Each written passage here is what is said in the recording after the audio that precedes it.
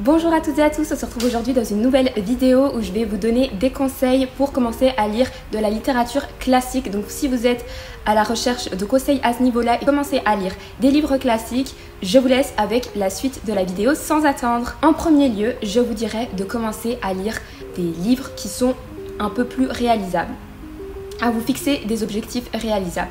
Je m'explique. Donc rien à voir avec ma dernière vidéo où j'expliquais comment vous lancer dans la lecture. Là, les objectifs réalisables, s'il s'agit d'un autre sujet, c'est plus commencer à lire des livres des 100 dernières années. Parce qu'en fait, quand vous lisez des livres qui datent pas des 100 dernières années, qui datent d'il y a encore plus longtemps que ça, c'est un peu plus compliqué à comprendre. Et si vous n'avez jamais touché à la littérature classique, ça devient un peu compliqué. Donc moi, je vous dirais de commencer plus par ça que par ça, parce que en fait, au final, ça pourrait très rapidement vous décourager. Le deuxième conseil serait d'avoir une lecture active. Qu'est-ce que je veux dire par lecture active? Je veux dire que vous devez être ouvert à apprendre. Si vous lisez de la littérature classique, vous avez peut-être un objectif en tête. Vous avez peut-être une auteure, une autrice en particulier. Vous avez peut-être, vous faites ça peut-être pour les cours parce que vous avez commencé des études dans ce secteur-là.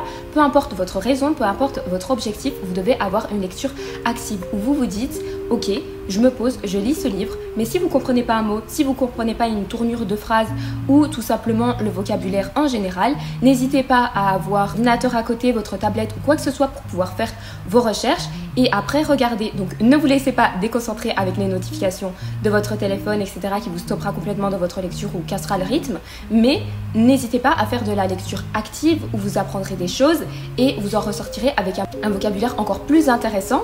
Et vous pourrez même utiliser certaines tournures de phrases peut-être dans la vraie vie parce qu'en fait vous aurez compris où les placer. Donc oui, toujours une lecture active, très important. Ensuite, pour le prochain conseil, c'est un conseil qui s'attaque vraiment à la lecture en général. Donc, je ne sais pas si vous vous souvenez, mais dans la précédente vidéo où je vous avais expliqué un petit peu comment vous lancer dans la lecture en général, je vous avais dit de vous baser sur les genres des films que vous regardiez et que vous aimez bien revisionner pour ensuite commencer des lectures dans ce domaine-là. On va appliquer ça ici un petit peu aussi. C'est si vous lisez déjà de base beaucoup, et en fait, si vous voulez ensuite vous lancer dans les classiques, c'est regarder un peu les genres que vous lisez. Donc si par exemple vous êtes vraiment intéressé par la romance, le thriller, etc., vous pouvez en fait commencer la lecture classique dans ce domaine-là.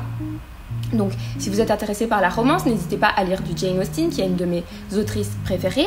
Orgueil et préjugés, par exemple. C'est un livre qu'on entend énormément parler, et peut-être que vous qui regardez la vidéo, vous en avez déjà entendu parler 1 milliard de fois, mais c'est un super bon commencement, parce que moi, quand j'ai commencé à lire du classique, j'étais très jeune, et j'ai commencé par du Jane Austen, j'ai commencé par du Emily Brontë, et j'ai commencé par du Hemingway.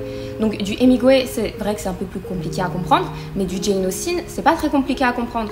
Donc, si vous aimez bien la romance, ou vous voulez commencer tout simplement par un auteur ou une autrice et que vous avez besoin de recommandations, je dirais Jane Austen, c'est vraiment une très bonne autrice pour commencer le classique. Ensuite, le prochain conseil serait de commencer petit, parce que je vois des personnes parfois qui veulent commencer la littérature classique et qui se découragent hyper vite, mais le premier livre qu'ils ont commencé, il est comme ça. C'est hyper décourageant quand tu comprends pas ou quand tu dois faire de la lecture active tout le temps et que en plus de ça, voilà, c'est peut-être pas forcément ton style habituel. Et c'est très décourageant d'avoir un livre de 800 pages ou même de 600 ou 400 pages. Peut-être tu as l'habitude de lire dans ce genre de livre. Il y a des gens qui ont l'habitude de lire ce genre de livres et qui lisent des livres de 400, 500, 600, 800 pages au quotidien. Et en fait, ils se disent, je vais faire la même chose en commençant la littérature classique, parce que pourquoi pas? Sauf qu'en fait, ils se découragent hyper vite et ils disent, finalement, c'est pas fait pour moi, je préfère lire des livres plus contemporains, etc. Sauf que pas forcément. C'est juste que tu t'es lancé dans un truc trop compliqué dès le début, en fait. Donc moi, je dirais, il existe tellement de livres classiques qui sont très petits. Comme vous allez à la Fnac, magasin de livres, etc., où il y a des classiques, et il y a des classiques quasi partout dans les magasins de livres, et en fait, vous pouvez en trouver qui sont vraiment cette taille-là. Ou même cette taille-là, vous voyez, où il y a 100, 200, allez, 300 pages. Mais commencez petit et en fait, vous verrez, vous serez beaucoup moins découragé.